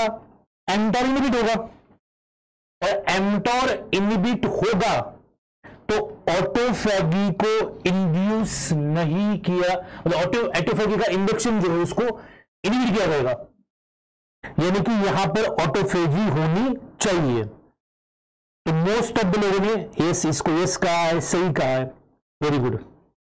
चलो तो मैं आपके लिए और एक आसान सा क्वेश्चन देता हूं, अब इसको थोड़ा ध्यान से करें, इसको पहले हटा देता, मैं आपको डायग्राम क्लियर करता हूं आपके लिए, ठीक है? एक सिंपल सा क्वेश्चन मैं आपको देता हूं, क्लियर है? तो हमेशा याद रखना सिग्नल का काम क्या है कि आगे पाथवे को डाउनस्ट्रीम सिग्नलिंग परफॉर्म करना। तो अब अगर मैं इस पाथवे में ऐसा कुछ कर दूं, सपोज अगर मैंने एकेटी काइनेज के अंदर लॉस ऑफ फंक्शन कर लिया, एकेटी काइनेज के अंदर मैंने लॉस ऑफ फंक्शन कर दिया,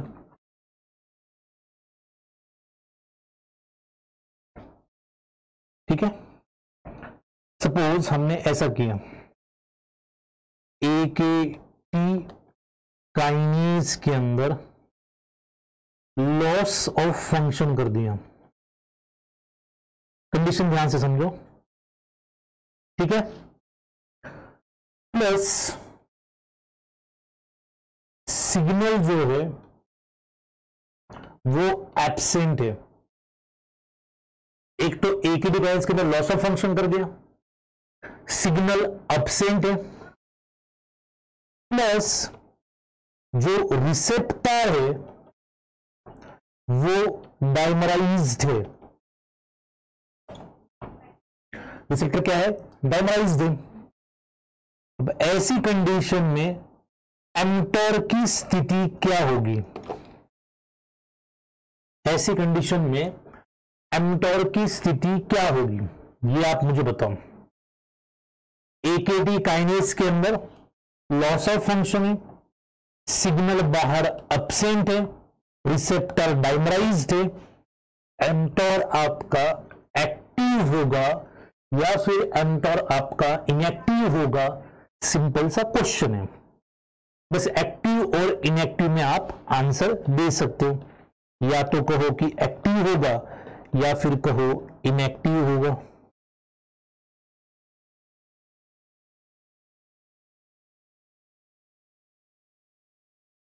यस, बी क्विक।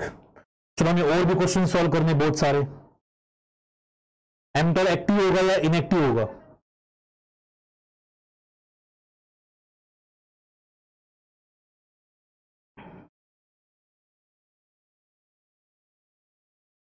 चलो बी क्विक।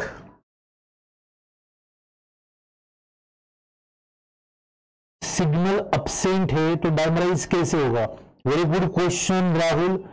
डायमराइज होगा म्यूटेशन से, इसको ही हम कहेंगे, इसके अंदर गेन ऑफ फंक्शन म्यूटेशन हुआ है, मतलब रिसेप्टर बनते टाइम ही ऐसा बना, म्यूटेट बना और डायमराइज आके लग गया प्लाज्मा मेम्ब्रेन के अंदर। since receptor is dimerized, so it will always be on and mTOR will be active. Receptor on होगा, नंबर वन, रिसेप्टर ऑन होगा तो PI3 काइनेज एक्टिव होगा, PI3 काइनेज PIP2 को PIP3 में कन्वर्ट करेगा, ठीक है। अब यहां पर PIP3 को, चलो इस पाथवे में पीछे चलते हैं अपन, इसमें आ गए। अब इस पाथवे में आप मुझे ये बताओ, इस वाले पाथवे में सब कुछ हो गया, लेकिन अगर आपके AKT काइनेज के अंदर लॉस ऑफ फंक्शन है, अगर इसके अंदर लॉस ऑफ फंक्शन है, AKT काइनेज के अंदर अगर लॉस ऑफ फंक्शन है, तो कभी भी ये फॉस्फोराइलेशन से या किसी भी और चीज से AKT काइनेज का एक्टिवेशन नहीं होगा। तो AKT काइनेज का लॉस ऑफ फंक्शन मतलब क्या?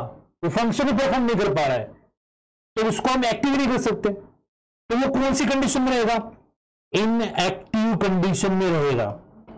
और AKT काइनेज इनएक्टिव, तो हमने सिंपल सी बात की है, mTOR जो है वो क्या रहेगा? इनएक्टिव रहेगा। क्लियर यहां तक? तो ये एक हो गया, वेरी गुड।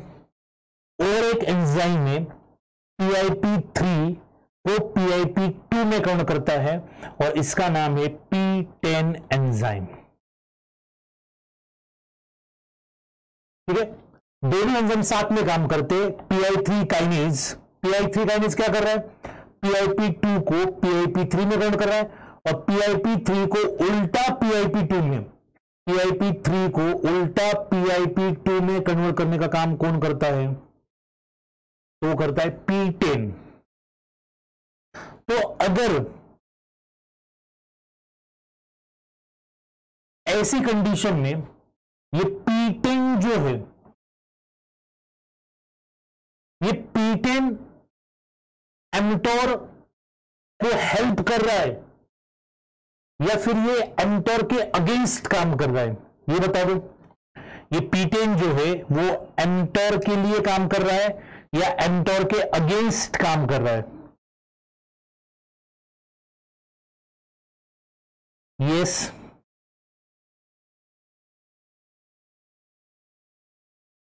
Very good. चलो इसको एक्सप्लेन करो, समझ में आ गया यहां तक? अब ये बताओ P10 जो है किसके लिए काम कर रहा है? mTOR के लिए काम कर रहा है, mTOR के अगेंस्ट काम कर रहा है? Very good.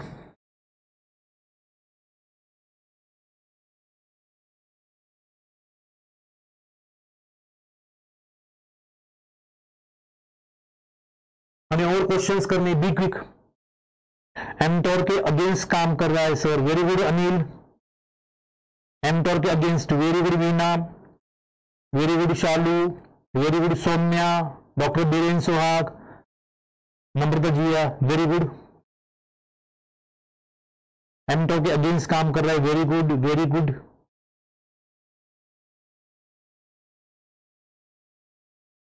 यस, बहुत बढ़िया।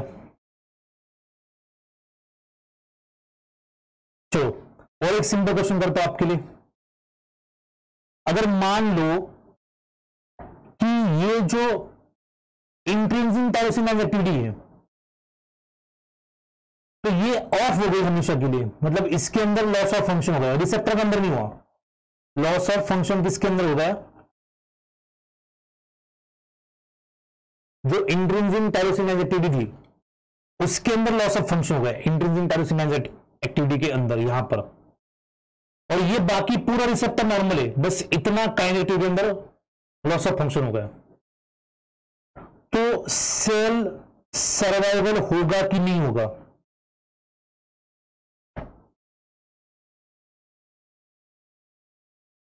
तो सेल सर्वाइवल होगा कि नहीं होगा?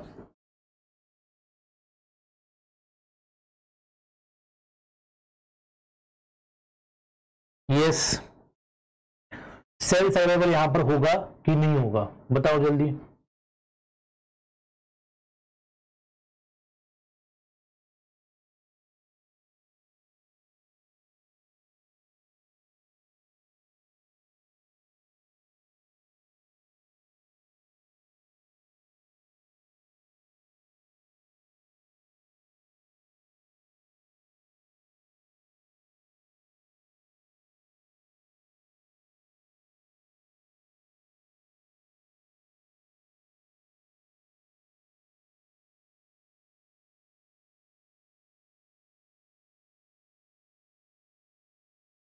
यस, बी क्विक,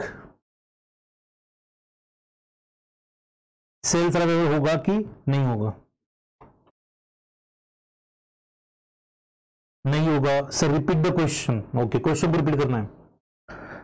तो यहां पर ये पूरा रिसेप्टर है, इस रिसेप्टर के सिर्फ इतने पोर्शन के ये काइनेज एक्टिविटी जो है इसकी लॉस हो गई, और काइनेज एक्टिविटी लॉस हो गई तो सेल सर्वाइवल होगा कि नहीं होगा, बस इतना बता दो। यहां पर सेल सर्वाइवल होगा कि नहीं होगा? नो, प्रियांशी गौरी नो होगा, संदीपन नो, शिंदे अनिल नहीं होगा sir, yes, very good, yes. बाकी लोग बी क्विक, हमें और भी क्वेश्चंस करने हैं।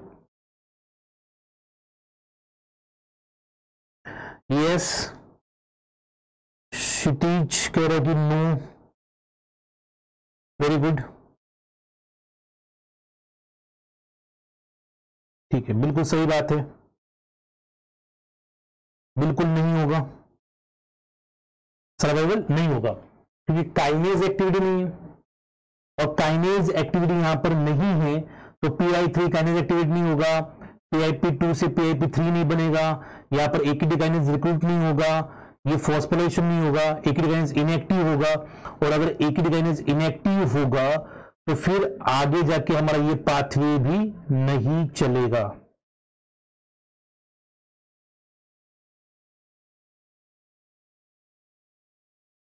क्लियर है, समझ गए? तो इस तरीके से हमारा ये रिसेप्टर टायरोसिन काइनेज का हमने एक पाथवे पढ़ा। ऐसा एक कॉमन सा पाथवे जो मोस्ट ऑफ जगह पे पढ़ते हैं वो रासमैप पाथवे है, उसके अलावा और एक पाथवे यहां से एक्टिवेट होता है और वो होता है दैट इज IP3DAG पाथवे, जिसको हमने डिस्कस किया था। क्लियर है? अब हम कुछ क्वेश्चंस डिस्कस करेंगे जो प्रैक्टिस क्वेश्चन है, जितना मैंने लेक्चर किया उसके ऊपर। इसके अलावा आपको कोई डाउट है, चलो 1 मिनट आप डाउट पूछो, कोई डाउट है अब तक जो पढ़ाया, इसमें कोई भी डाउट होगा तो आराम से पूछो। As a whole pathway depends on that kinase activity, yes you can say that. मतलब पाथवे में तो हर कोई इंपॉर्टेंट है, लेकिन वहां से अगर वो काइनेज एक्टिविटी फॉस्फोरेशन नहीं करेगा तो उसके आगे वो नहीं चलेगा, नो सेल सर्वाइवल नहीं होगा। ठीक है, चलो वेरी गुड। और कोई क्वेश्चन है? Yes,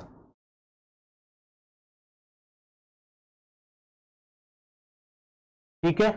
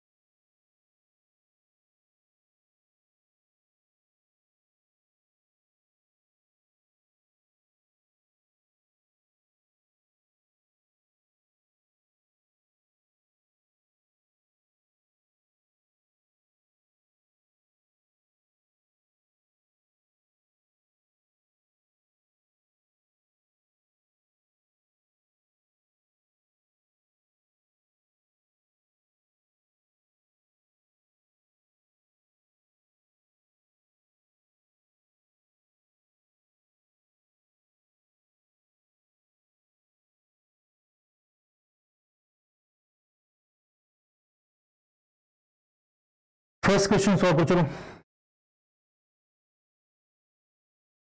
be quick.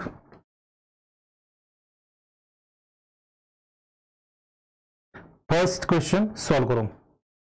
क्वेश्चन ये पूछ रहा है, विच of the following does not bind two receptor tyrosine kinase. इसमें से कौन सा ऐसा मॉलिक्यूल है, लिगेंड है, जो रिसेप्टर टायरोसिन काइनेज को बाइंड नहीं करता? तो संदीपन 4 नंबर दे 4, प्रियंशी वेरी गुड, बहुत बढ़िया कर रहे हो आप लोग। इजिएप तो करता है, एब्जेप भी करता है, इंसुलिन भी करता है, ग्लूकेगॉन नहीं करता। तो किसको बाइंड करता है? ये GPCR को बाइंड करता है। Very good. तो ये हमारा सिंपल सा फर्स्ट क्वेश्चन था। सेकेंड क्वेश्चन जो है सिंपल सा, विच of the following is not a receptor tyrosine kinase, इसमें से कौन सा रिसेप्टर टायरोसिन काइनेज नहीं है। सिंपल सा क्वेश्चन है, चार ऑप्शन दे रखे आपको, EGF receptor, FGF receptor, insulin receptor, toll like receptor. तो इसमें से कौन सा है जो कि टायरोसिन काइनेज रिसेप्टर नहीं है। बी क्विक, चलो इसका आंसर करो। राहुल चौधरी ब्लू के वन सही है। चालू कौन सा फोर्थ, किसका फोर्थ बता रहे हो आप, सेकंड का या फर्स्ट का? फर्स्ट का फोर्थ तो सही है, सेकंड का आंसर बताओ। B quick. यस,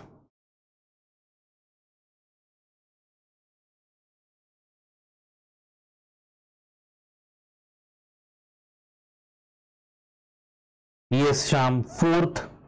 तो हमने डायग्राम में दिखा था, जो ईजीएफ रिसेप्टर है वो तो है, एफजीएफ रिसेप्टर भी है, इंसुलिन रिसेप्टर भी है और टोल लाइक रिसेप्टर भी है। तो ये टोल लाइक रिसेप्टर जो है वो नहीं है, बाकी ईजीएफ है, एफजीएफ है, इंसुलिन है, toll like receptor tyrosine kinase का एग्जांपल नहीं है। क्लियर है? यस बिल्कुल सही बात है। थर्ड क्वेश्चन ये कह रहा है, RAS is important in regulating the growth of cells. Consider the following statement for monomeric RAS protein. Monomeric RAS protein जो है उसके लिए ये क्वेश्चन करो, आइडेंटिफाई द इनकरेक्ट स्टेटमेंट। अब RAS मैप पाथवे जो है हमने उसको डिटेल में डिस्कस नहीं किया क्योंकि आपने उसको ऑलरेडी बहुत अच्छे से पढ़ रखा है। यूजुअली एमटॉर पाथवे नहीं, मतलब हम इतना अच्छे से पढ़ते जितना हम RAS मैप पाथवे पढ़ते हैं। तो ये RAS मैप पाथवे से क्वेश्चन लिख दे तो इसका आंसर क्या होगा आप बताओ। Consider following statement for monomeric RAS protein. तो पहला ऑप्शन है RAS can be bound to either GTP और जीडीपी। सही बात है, जीडीपी जीटीपी दोनों को बाइंड कर सकता है, मतलब एट टाइम एक ही होगा, या तो जीटीपी होगा या जीडीपी होगा। It is active only when bound to GTP. अब ये देखो second. Third, in the absence of receptor stimulation RAS is normally in the GTP bound state.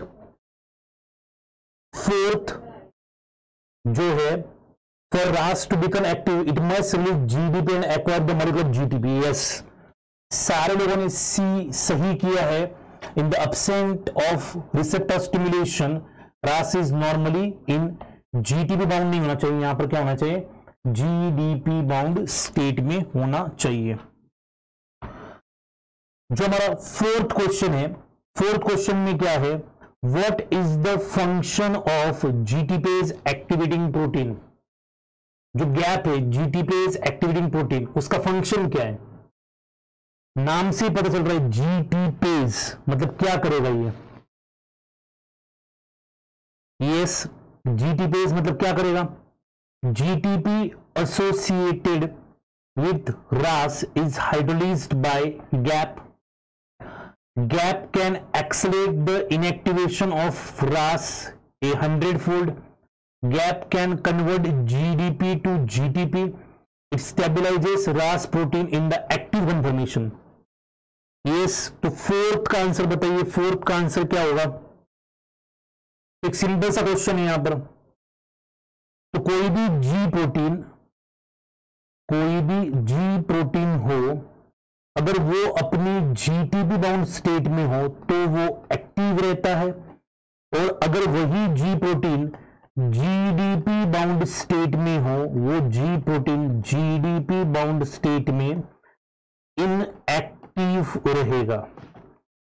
तो फर्स्ट कहा है GTP associated RAS is hydrolysed by GAP, ये गलत बात है। इसका सही आंसर है second, GAP can accelerate the inactivation of RAS 100-fold। हमेशा याद रखना, इसके साथ जो जीटीपी जुड़ी है ये खुद रास ही हाइड्रोलाइज करता है। रास खुद के पैर पे कुड़ारी मारने वाला है, बस उसको और ज्यादा गुस्सा दिलाने का काम गैप का है। जीटीपेज एक्टिवेटिंग प्रोटीन, ऐसा प्रोटीन, नाम नहीं बोलना, ऐसा प्रोटीन जो जीटीपेज एक्टिविटी को क्या करता है, एक्टिवेट करता है। जीटीपेज एक्टिवेटिंग प्रोटीन मतलब जीटीपेज एक्टिविटी किसके पास है, जीटीपेज एक्टिविटी तो खुद रास के पास है, वो खुद ही अपनी जीटीपी हाइड्राइज करता है, लेकिन इस एक्टिविटी को और एनहांस और बढ़ावा देने का काम कौन करता है, गैप करता है। क्लियर? तो फोर्थ का आंसर जो है वो सेकेंड होगा।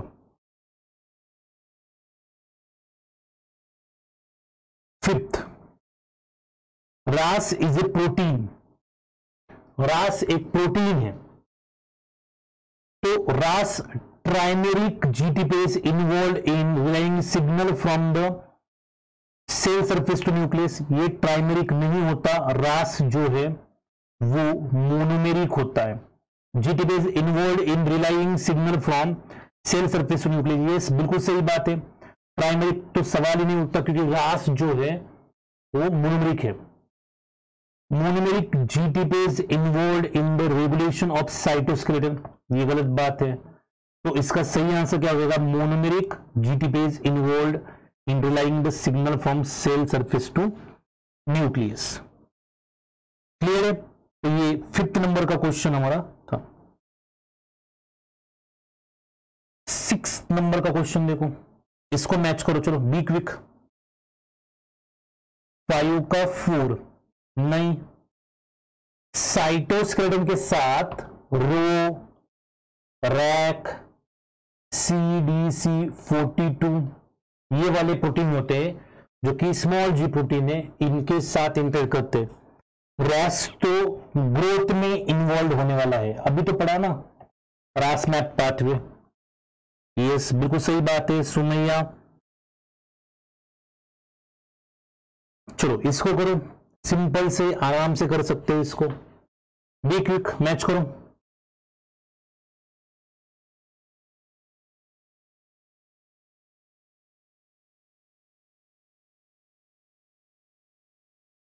इसको मैच करो। 6th वाला जो है उसका क्या होगा, तो सिंपल से रिसेप्टर टायरोसिन काइनेज किसको जाएगा, रिसेप्शन ऑफ इंसुलिन सिग्नल। तो पी का क्या आ जाएगा, 2। तो पी का 2 यहां पर है, पी का 2 यहां पर है, पी का 1 दे रखा है, गलत है, पी का 3 रखा है। पी का 1 हो सकता है, inactivation of ji protein possible नहीं है, वो तो आरटीके से वो हो ही नहीं सकता। अब आंसर होगा 2 में से और 4 में से एक, वो आप मुझे बताओ। चलो यहां पर 6 का 2 बताया है किसी ने, बहुत बढ़िया बात। बाकी लोग बी क्विक। मीना ने बताया 6 का ऑप्शन 4th क्यों है। राहुल चौधरी 2, यस मुझे भी 2 लग रहा है। न्यूक्लियर रिसेप्टर सेल के अंदर होते तो नॉन पोलर मॉलिक्यूल, यहां पर शायद थायराइड हार्मोन जो है नहीं, यहां पर एक बार देखते, साइक्लिक जीएमपी जो है, साइक्लिक जीएमपी ये बनाएगा रिसेप्टर गोनाइड साइक्लेज, एडेनोइड साइक्लेज बना रहा है एटीपी साइक्लिक एएमपी, तो गोनाइड साइक्लेज जो है वो बनाएगा साइक्लिक जीएमपी। तो क्यू का क्या आएगा 4, क्यू का 4 यहां पर भी है। अब एक है जीटीपेज एक्टिवेटिंग प्रोटीन गैप, तो inactivation of ji protein, yes ये जाएगा इनएक्टिवेशन ऑफ जी प्रोटीन। तो आर का आएगा 1, यस आर का 1 आएगा, और यहां पर भी आर का 1 आ गया। और न्यूक्लियर रिसेप्टर, तो यहां पर एस का 1 नहीं आ सकता न्यूक्लियर रिसेप्टर के लिए, यहां पर आएगा ये थायराइड हार्मोन, तो ये आएगा एस का 3। तो 4th आंसर इसका आ गया। तो जिसने भी 4 का, Sandipan 4 very good, Sumaiya 4 very good, Shalu 2nd गलत है, प्रतीक्षा 4 बिल्कुल सही, रीना बिल्कुल सही बात है। चलो बहुत बढ़िया, तो इसका आंसर आ गया 4। तो अगर आप ऊपर से देखोगे तो हो सकता है आपका गलत हो जाए, इसलिए अच्छे से ध्यान से देखो, हर एक ऑप्शन को एंड तक मिलाओ, तब जाके आपका सही हो जाएगा। 7 AKT kinase promotes cell survival. AKT kinase cell survival को प्रमोट कर रहा है। अंडर कौन सी कंडीशन में AKT काइनेज सेल सर्वाइवल को प्रमोट करेगा? अभी पाथ में पढ़ा है, low amino acid condition, high AMP ATP ratio, low AMP ATP ratio और स्ट्रेस कंडीशन। यस, कौन सी कंडीशन में AKT काइनेज जो है प्रमोट करेगा सेल सर्वाइवल को? डी डिटरमाइनिंग विना D, S is determining the answer. नहीं, एस मतलब कौन सा? Stress condition. 7 का बताइए, चलो be quick. Low amino acids condition के अंदर हमने पढ़ा था, लो अमीनो एसिड्स क्या करती है? एमटोर को इनिबिट करती है। एमटोर इनिबिट हो गया तो सेल सर्वाइव नहीं होगी। High AMP to ATP ratio, इसमें क्या होता है? हाई AMP काइनेज एक्टिव हो जाएगा, AMP काइनेज रेप को एक्टिव करेगा, रेप सॉरी AMP काइनेज जो है वो एक्टिव होगा तो वो क्या करेगा? TSC को एक्टिव करेगा, TSC रेप को इनिबिट करेगा, और रेप जो है वो इनिबिट रहा तो एमटर एक्टिव नहीं होगा, तो यहां पर भी सेल सर्वाइव नहीं होगी।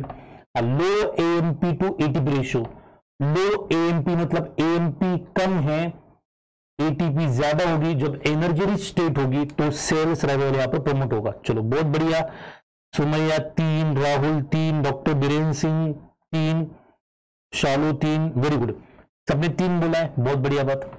चलो और इजी क्वेश्चन, सबसे इजी क्वेश्चन ये है, ये यहां का, इसका बताइए आंसर, देख के पता चल जाएगा। Which of the following drug is well known to inhibit the action of mTOR C1? कौन सी ऐसी ड्रग है जो mTOR C1 को इनिबिट करती है? तो रिटुक्सिमैब। क्वेश्चन नंबर 8 का आंसर क्या होगा? Yes, be quick. Question number 8 का आंसर क्या होगा? Yes, be quick.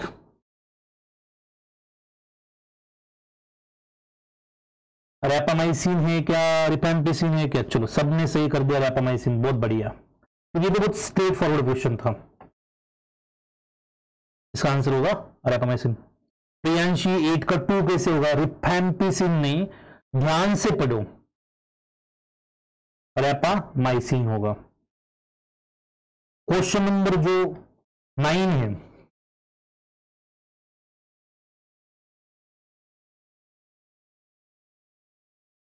उसमें पूछा है what will happen if there is a gain of function mutation in AKT kinase और प्रोटीन काइनेज बी।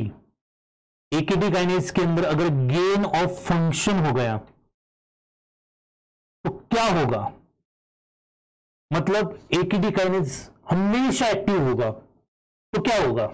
ऐसी कंडीशन में क्या होगा?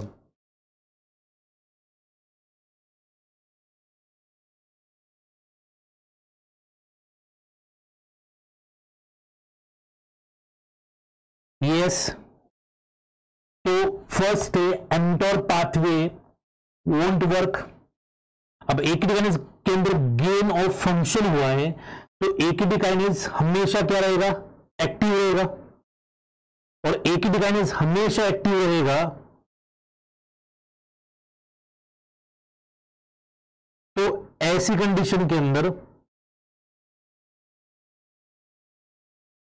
क्या होगा?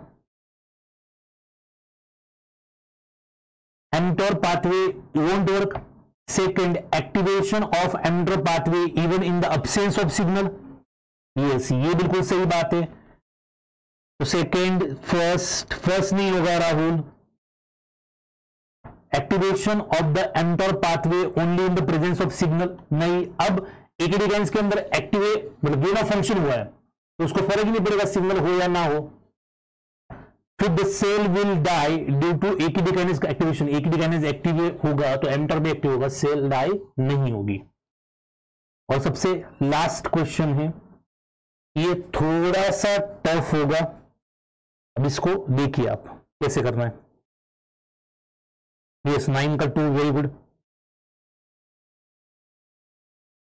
तो 10 क्वेश्चन में क्या कह रखा है, in an experiment one over enthusiastic student, जो आपके जैसा है, बहुत ही ओवर एंथुजियास्टिक है, मेड एक डबल म्यूटेंट सेल, एक डबल म्यूटेंट सेल बनाई, in which loss of function in PI3 kinase. तो उसने क्या किया, एक सेल के अंदर PI3 काइनेज के अंदर लॉस ऑफ फंक्शन कर दिया, and gain of function in mTOR, mTOR के अंदर गेन ऑफ फंक्शन किया। What will be the fate of cell under this condition, ऐसी कंडीशन में सेल का फेट क्या होगा, मतलब जहां पर PI3 काइनेज के अंदर लॉस ऑफ फंक्शन हुआ है और mTOR के अंदर गेन ऑफ फंक्शन हुआ है, तो ऐसी कंडीशन के अंदर क्या होगा। तो 10th क्वेश्चन का आंसर बताओ। फर्स्ट ऑप्शन है the cell will survive irrespective of signal, the cell will survive only in the presence of signal, the cell will not survive, the cell will survive but could not able to divide।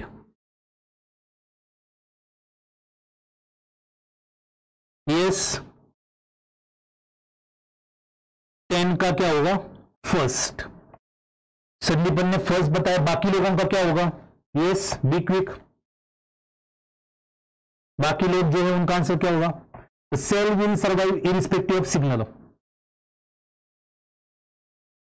Be quick.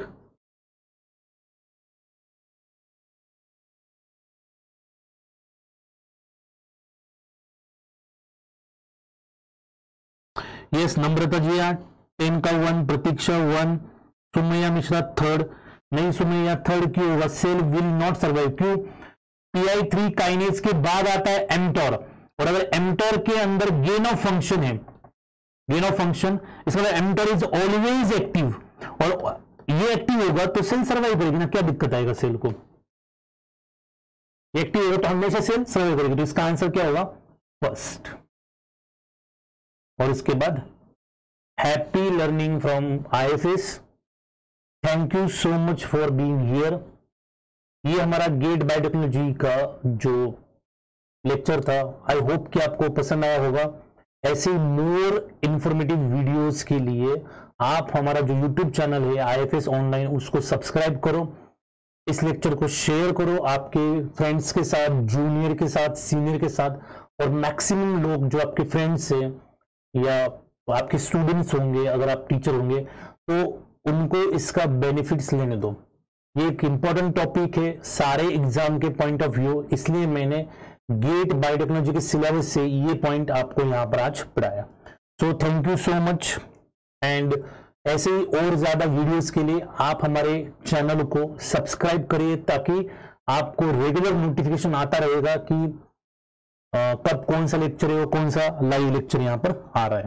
तो thank you so much, thank you all for being here and your good response. Yes, most welcome Anil, you are welcome. Okay. Yes, very good.